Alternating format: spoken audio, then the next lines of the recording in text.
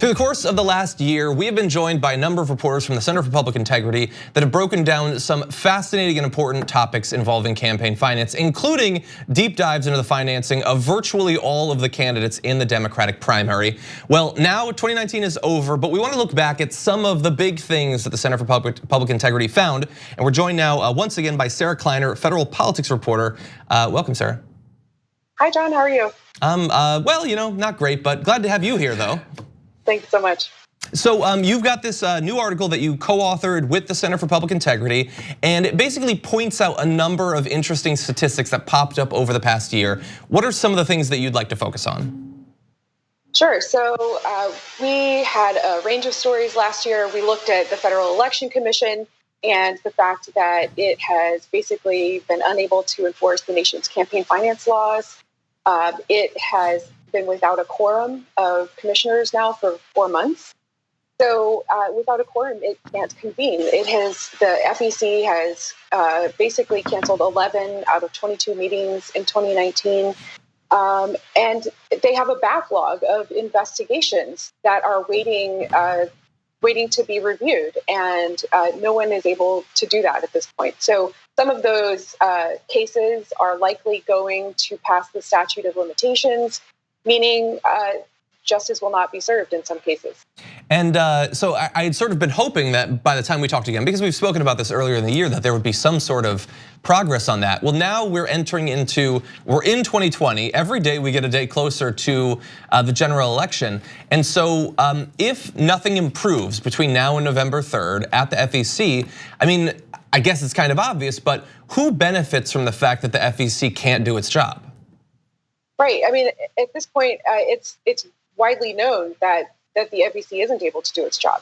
It only has 3 of 6 commissioner slots filled, and those 3 people have actually exceeded their term limits. So, yeah, politicians are very well aware that this is the case. And there's, whenever no one's watching, there's always a chance. This is why reporters do their jobs, because we like to keep an eye on things. But when there is no watchdog, when there is no agency that's looking out for what's going on with campaign finance laws, there's always a chance that those laws might be broken, and then nothing is done about it. You know, there was one stat in the article that stood out to us, and it was that 1 in 5 of the people who donated to a Democratic primary candidate donated to 2 or more candidates, which is, it's not what I would have expected. What do you think that we can draw from that statistic?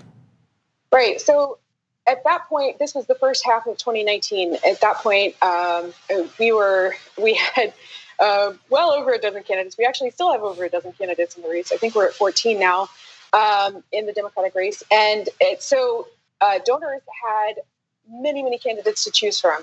And we talked to some of those donors to find out, why are they giving to multiple candidates? For instance, we talked to one man out in California who had given to Bernie Sanders and Elizabeth Warren.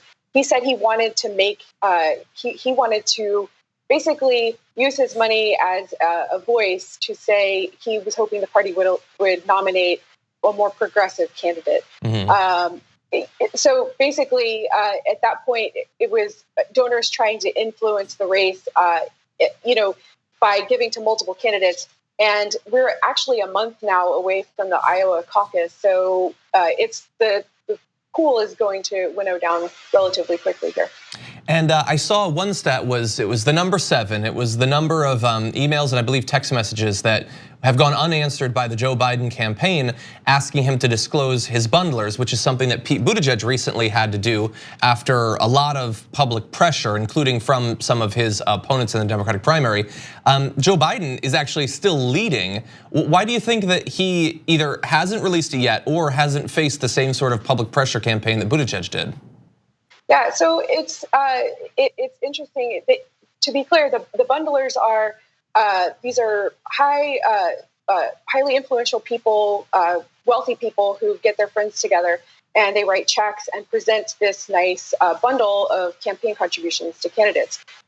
So we've seen a lot of talk in this election about small dollar donors and how candidates are really pushing for having multiple small dollar donors. And there's less, it's not as trendy to have big money in politics. So it's not something that the candidates necessarily want to talk about. And I think we're seeing that with Joe Biden. Mm-hmm. You know, I want to ask you a general question about that because as I alluded to in the intro, yourself and a couple of your other contributors and authors for the Center for Public Integrity joined us over the last year to talk about campaign finance, about individual candidates. And just over the past couple of months, we've had multiple sort of news cycles about Pete Buttigieg and wine caves and bundlers and all of this. Do you think that we've reached sort of a new point, that the amount of public attention to the way that candidates are financing themselves, is that different in some fundamental way than in past elections? Well, that's a really good question. Yeah, I think it is. I think it is a little different this time around, and I think there's just this increased energy among the electorate after Donald Trump's election, and I think that really changed a lot about the way things are shaping up. Yeah, well, I want to thank you both for joining us today throughout the last year and for your great work shedding light on this really important topic. And anyone watching this, you should definitely go to the Center for Public Integrity. The article, it's at publicintegrity.org. The article is by the numbers, a 2019 Money in Politics Index, which Sarah, as well as Dave Leventhal and Carrie Levine, all of whom have appeared on the show, co-authored. A great roundup of some of the awesome work that you guys have done over the past year. Thanks so much. Thank you.